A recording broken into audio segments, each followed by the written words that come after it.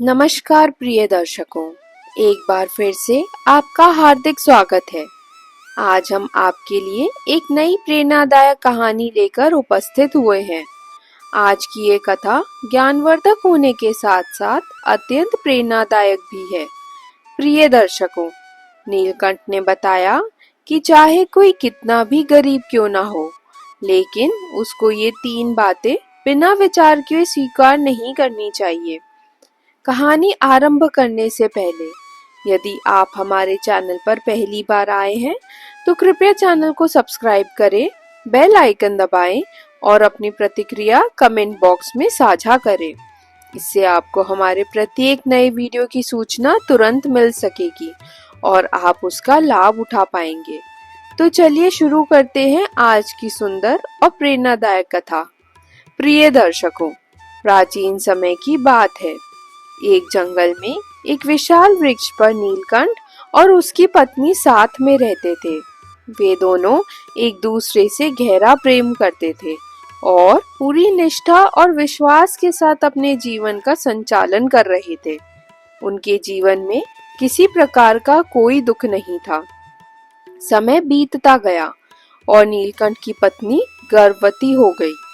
संतान के आगमन की खुशी में वे दोनों अत्यंत प्रसन्न थे और अपने आने वाली संतान के सुंदर भविष्य के सपने देखने लगे। किंतु प्रिय दर्शकों, उनकी इस खुशी को देखकर उनका मित्र कौवा ईर्ष्या से जलने लगा।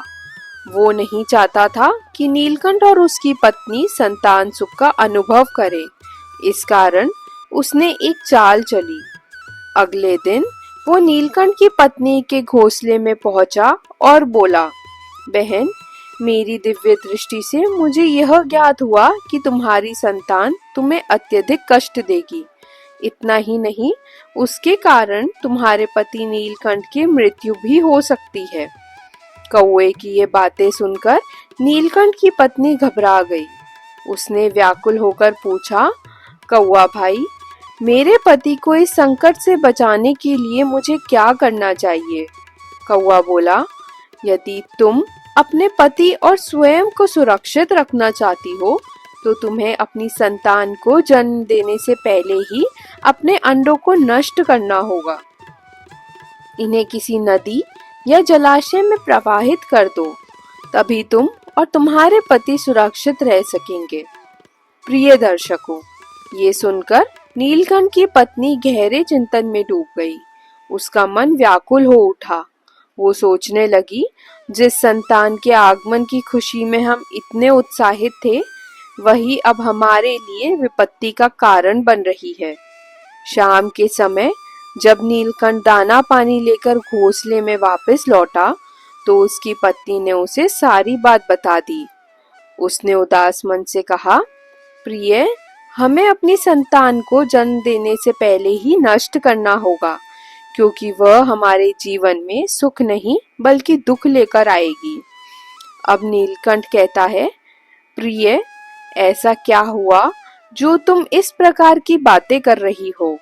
इस पर नीलकंठ की पत्नी उत्तर देती है, प्रिय, आज हमारे मित्र कौवा आए थे। उसने बताया कि हमारी संतान हमारे लिए दुखदाई होगी और उसके कारण हमारी मृत्यु भी हो सकती है।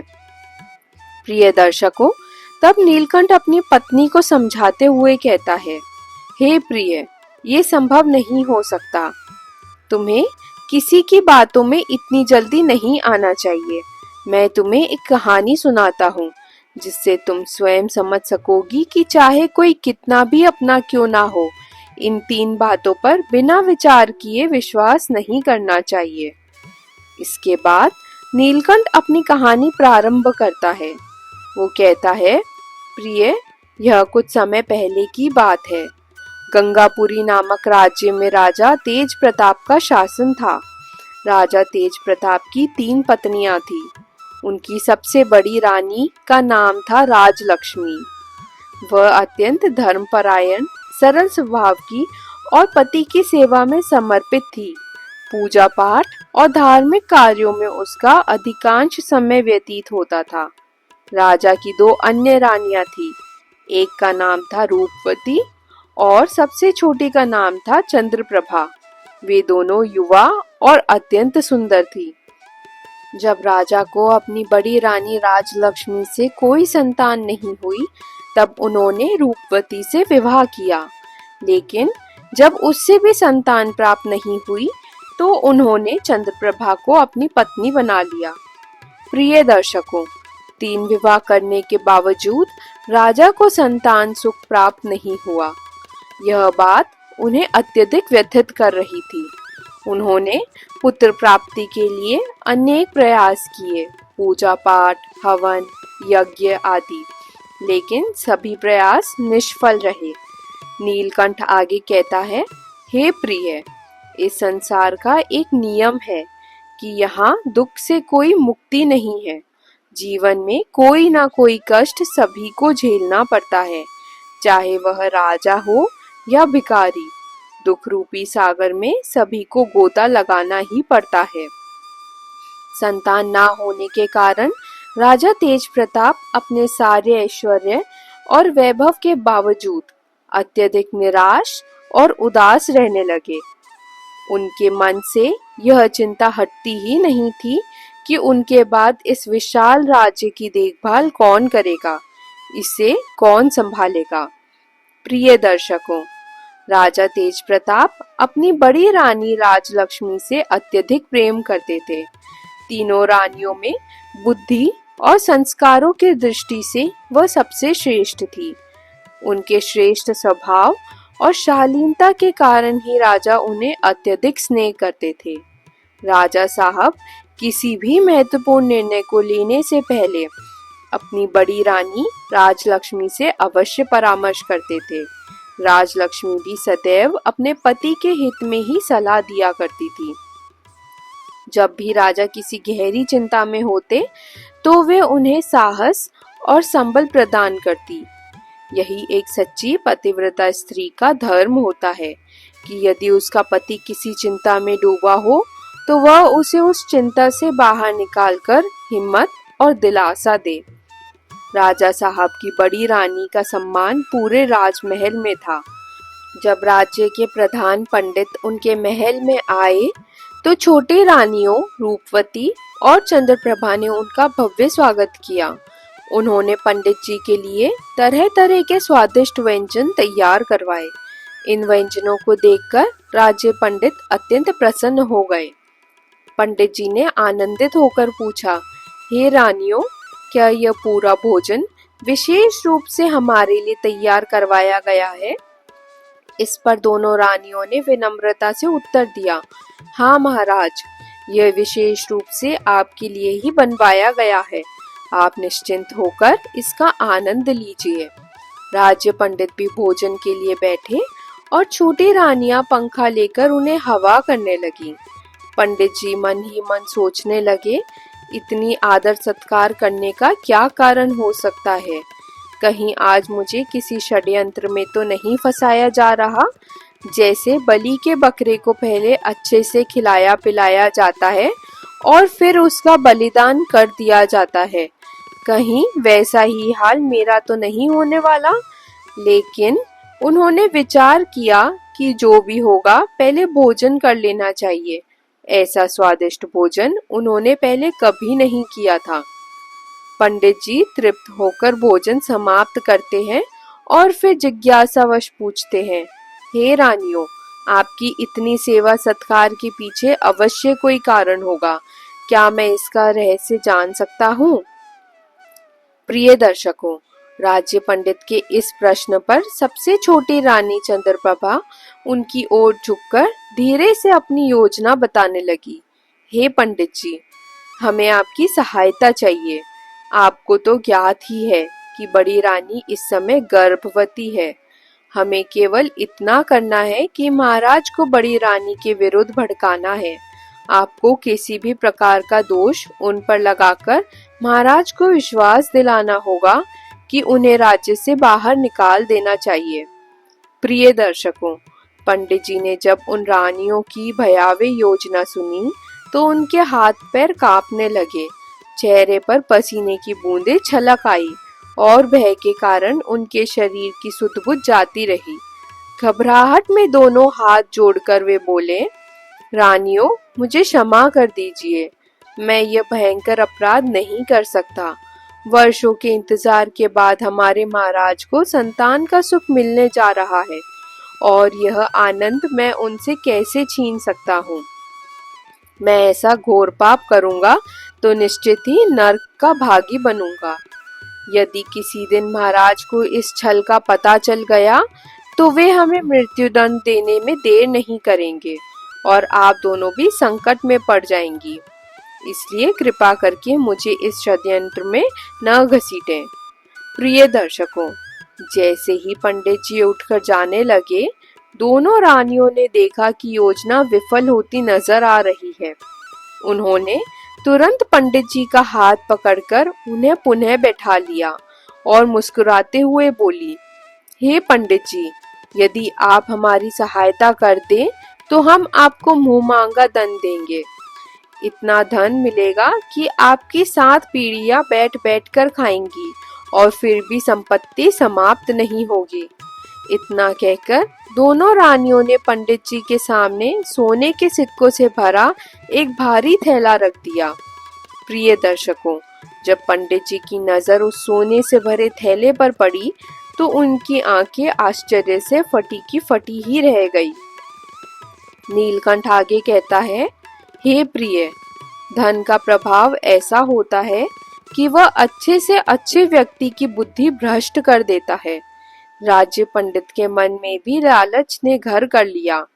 वे सोचने लगे कि इतना धन तो मैं पूरी जिंदगी में भी अर्जित नहीं कर सकता, जितना मुझे मात्र एक झूठ बोलने के बदले मिल रहा है। रानियों ने उन्हें और अधिक लुभाने के लिए कहा, पंडित जी, आपको महाराज से डरने की कोई आवश्यकता नहीं है। आप ये धन लेकर किसी अन्य राज्य में चले जाइए और वहां अपना जीवन सुखपूर्वक व्यतीत कीजिए। प्रिय दर्शकों, इस तरह लालच में फंसकर पंडित जी ने धर्म और सदाचार को तिलांजलि दे दी। उनके भीतर की नैतिकता और ज्ञान धर्म धन के मोह में दब गए। उन्होंने सोने के सिक्कों से भरा थैला उठा लिया और झूठ बोलने के लिए तैयार हो गए। धन प्राप्त कर पंडित जी ने अपने घर लौट गए। अगले दिन जब वे महाराज के दरबार में पहुंचे तो उनके चेहरे पर एक अजीब सी उदासी छाई हुई थी। जैसे ही राजा ने पंडित जी को इतना चिंतित देखा तो वे तुरंत पूछ बैठे, पंडित जी, आप किस चिंता में हैं? क्या कोई विशेष कारण है जो आपको इतना व्याकुल कर रहा है? प्रिय दर्शकों, अब पंडित जी ने अपनी योजना के अनुसार उदासी का मुखौटा पहनकर गहरी सांस ली और धीमे स्वर में बोले, हे महाराज, क्या कहूँ, ये चिंता की घड़ी है।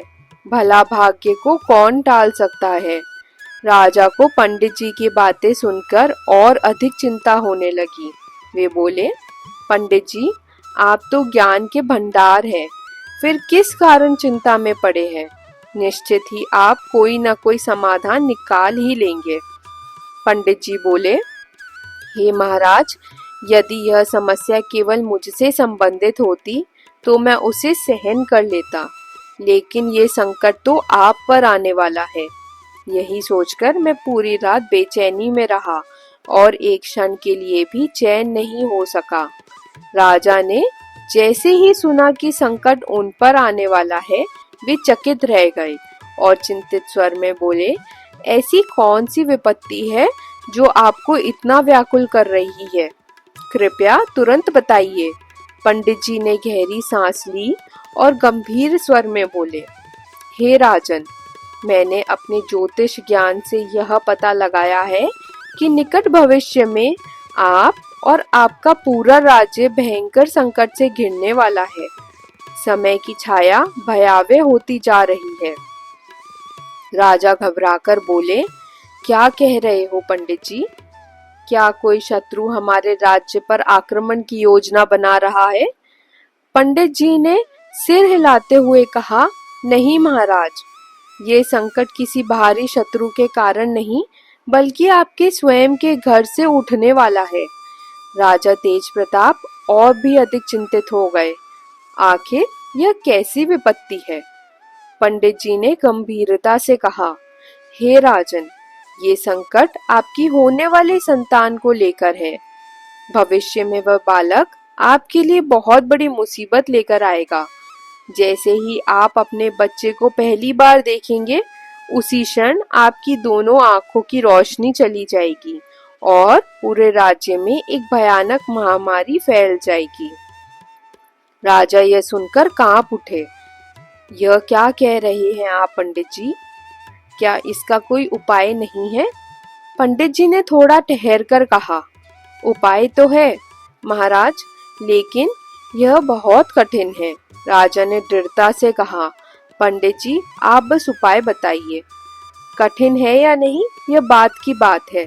अब पंडित जी, जो पहले ही लोभ और छल के वशीभूत हो चुके थे, झूठा उपाय सुझाते हुए बोले, हे महाराज, यदि आप अपने राज्य और अपनी प्रजा को इस भयानक संकट से बचाना चाहते हैं, तो आपको आपकी बड़ी रानी राजलक्ष्मी का त्याग करना होगा।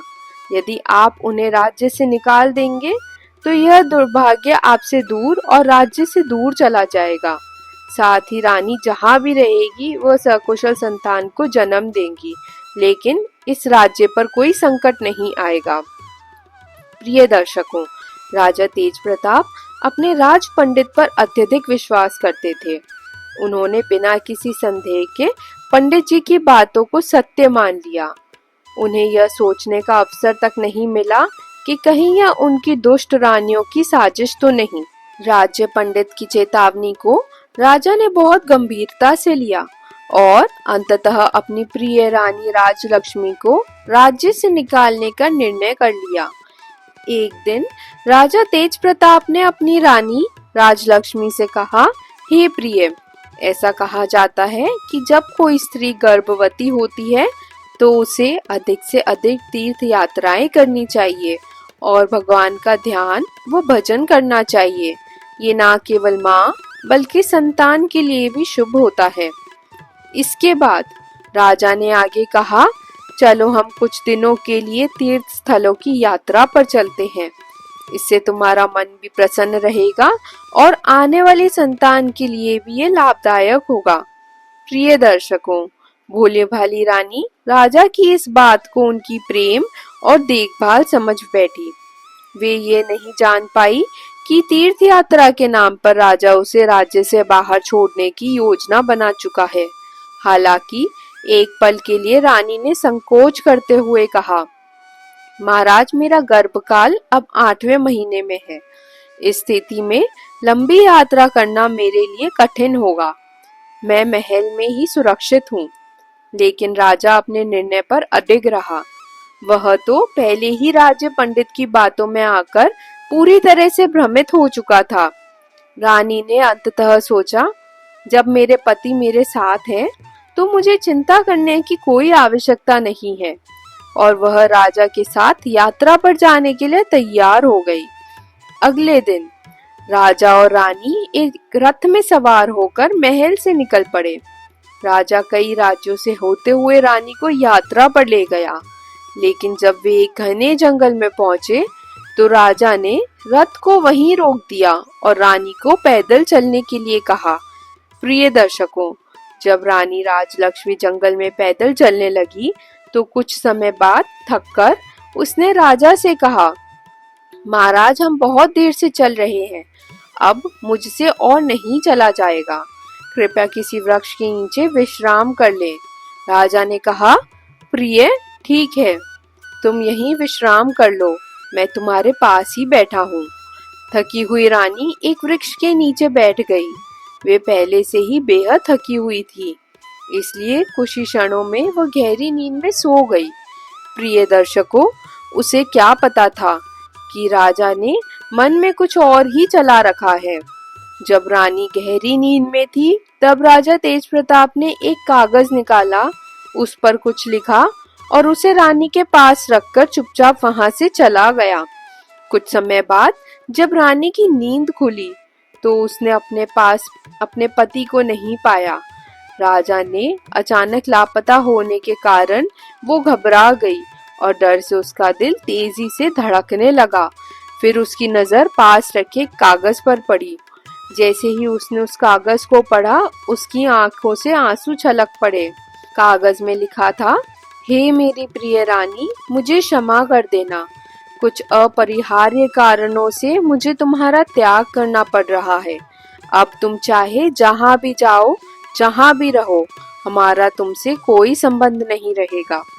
प्रिय दर्शकों, राजा तेज प्रताप का ये पत्र पढ़ते ही रानी राजलक्ष्मी गहरे शोक में डूब गई। वो अपने पति का नाम पुकार पुकार कर जंगल में विलाप करने लगी, लेकिन राजा का कहीं कोई अता पता नहीं था। बेचारी रानी दुखी मन से कई घंटों तक उसी अवस्था में जंगल में भटकती रही। उसके दर्द का वर्णन करना भी कठिन था। बार बार उसके मन में यही प्रश्न उठ रहा था कि आखिर उसने ऐसी कौन सी भूल कर दी जिसके कारण राजा ने उसे इस प्रकार त्याग दिया।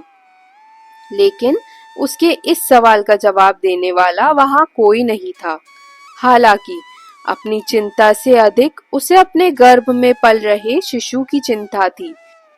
यदि वह अकेली होती तो शायद अपने प्राण त्याग देती, लेकिन वह ऐसा नहीं कर सकती थी, क्योंकि उस शिशु ने तो अभी तक दुनिया भी नहीं देखी।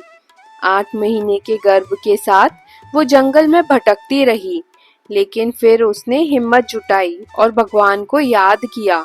भगवान की कृपा से उसे एक रास्ता दिखाई दिया और वो धीरे धीरे उस ओर बढ़ने लगी। भूखी प्यासी रानी पूरे दिन उसी रास्ते पर चलती रही। अंततः चलते चलते वह एक साधु के आश्रम तक पहुंची। प्रिय दर्शकों, आश्रम में साधु जी ने देखा कि एक गर्भवती स्त्री अकेली वहां भटकती हुई आ रही है।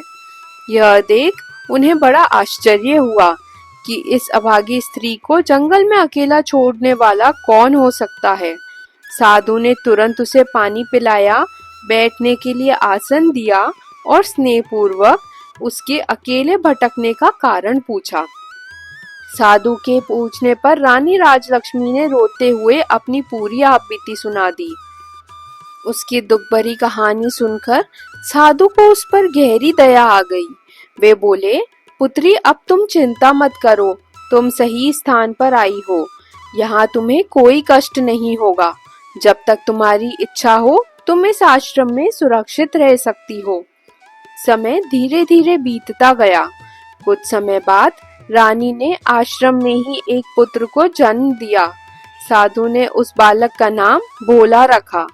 प्रिय दर्शकों, नीलकंठ आगे कहता है कि इस प्रकार भोला अपनी माता और साधु जी को देखरेख में बड़ा होने लगा। उसकी शिक्षा भी उसी आश्रम में हुई। साधु जी ने उसे स्वयं पढ़ाया लिखाया और योग्य बनाया। धीरे धीरे भोला 18 वर्ष का हो गया। अब वह बालक से किशोर बन चुका था। एक दिन उसने यह महसूस किया कि साधु जी उसकी माता को बेटी कहकर पुकारते हैं। यह सोचकर उसके मन में सवाल उठा, यदि महात्मा जी मेरी माता के पिता समान है, तो फिर मेरे वास्तविक पिता कौन है?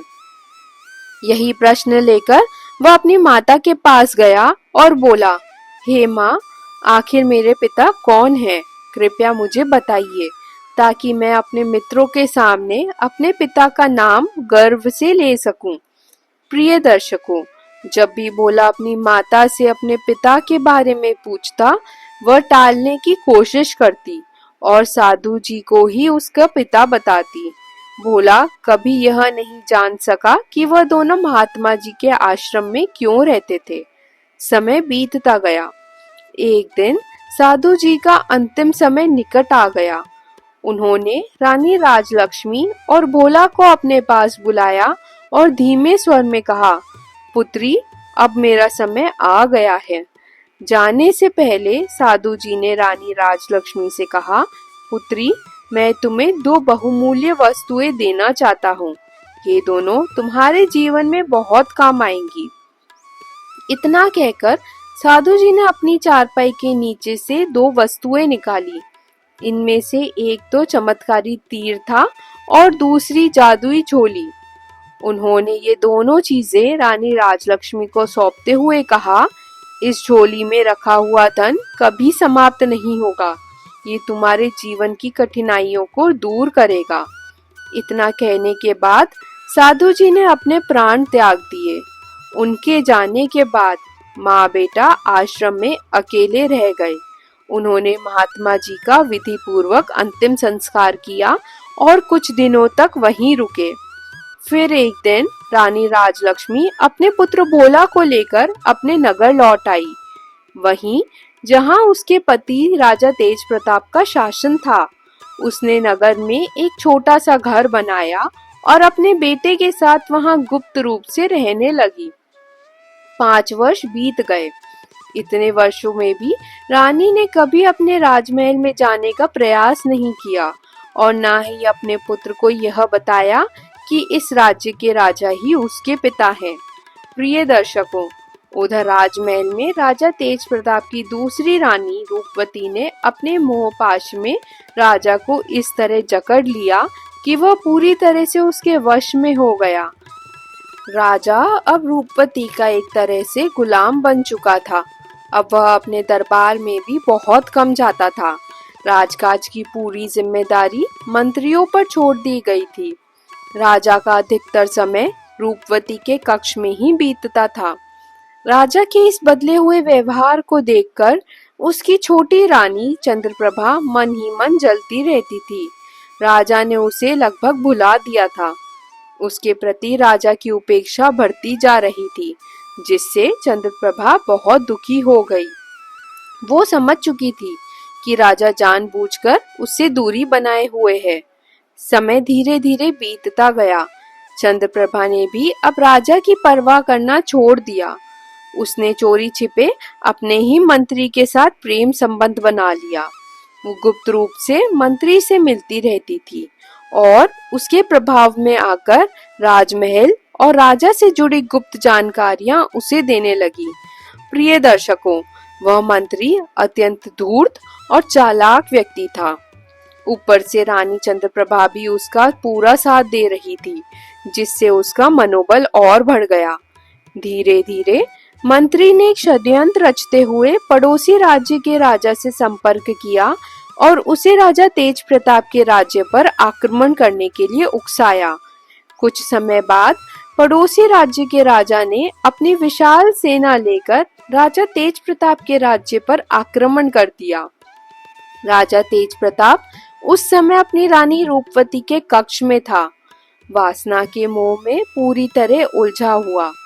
तभी उसके अंगरक्षक ने कक्ष में प्रवेश कर घबराते हुए कहा, महाराज, पड़ोसी राज्य की सेना ने हम पर आक्रमण कर दिया है।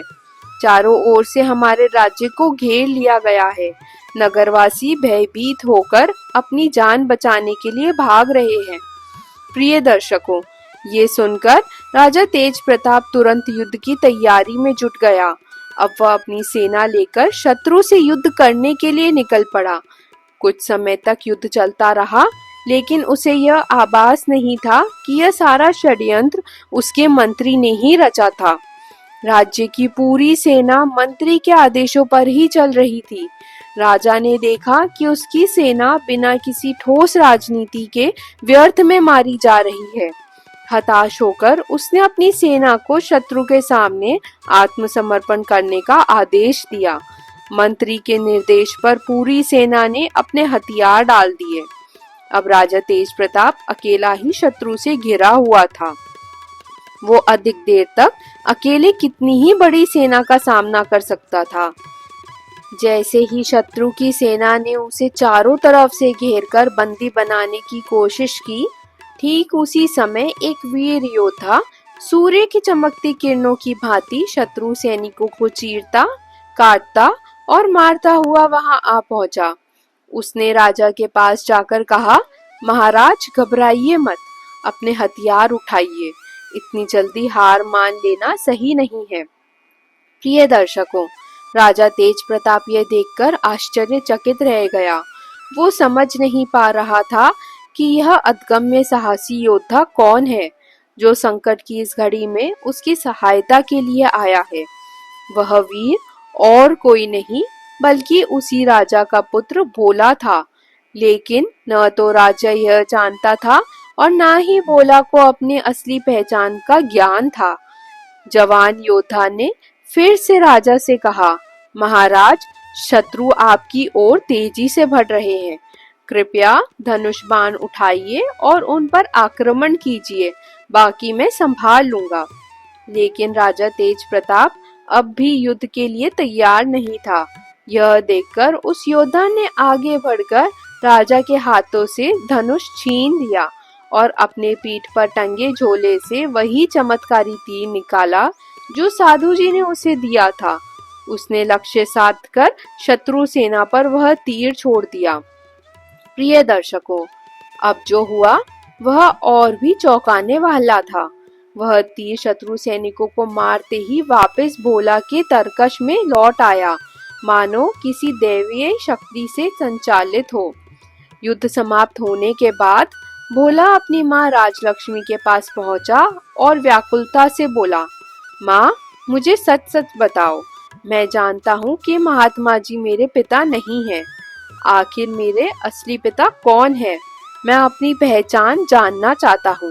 राजलक्ष्मी ने यह सुनकर असमंजस में पड़ गई।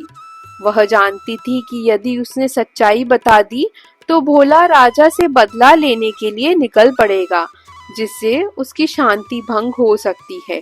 लेकिन भोला उसकी चुप्पी से संतुष्ट नहीं था।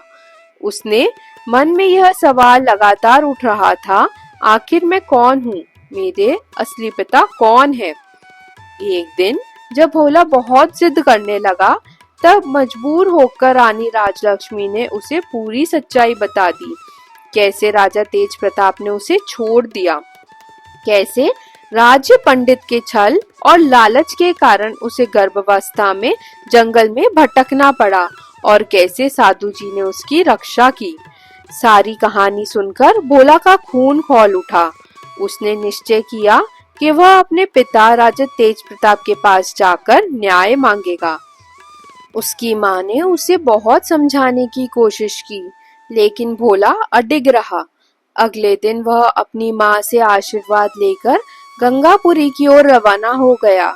वहां पहुंचकर उसने देखा कि महल में अब भी उसकी सौतेली रानियों का प्रभाव था और राजा तेज प्रताप को यह नहीं पता था कि उन्होंने कितनी बड़ी भूल कर दी है। भोला ने अपनी पहचान छुपाकर महल में प्रवेश किया और एक कुशल योद्धा के रूप में स्वयं को प्रस्तुत किया। उसकी बुद्धिमानी, वीरता और दयालुता देखकर राजा तेज प्रताप उससे बहुत प्रभावित हुए और उसे अपना मुख्य सेनापति बना लिया। समय बीतता गया और एक दिन जब एक पड़ोसी राज्य ने गंगापुरी पर आक्रमण किया, तब भोला ने अपनी वीरता से उस राज्य को बचाया।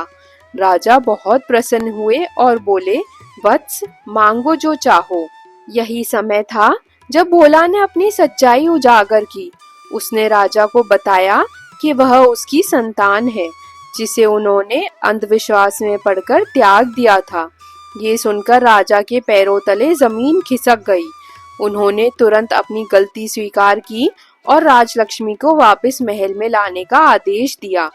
रानी राजलक्ष्मी का भव्य स्वागत किया और राजा ने अपनी अन्य रानियों के षड्यंत्र को उजागर कर उन्हें दंडित किया। इस तरह भोला ने अपनी बुद्धिमानी और धैर्य से न केवल अपने परिवार को फिर से एक किया, बल्कि यह भी सिद्ध कर दिया कि बिना जांचे परखे किसी की बात पर विश्वास करना कितना घातक हो सकता है।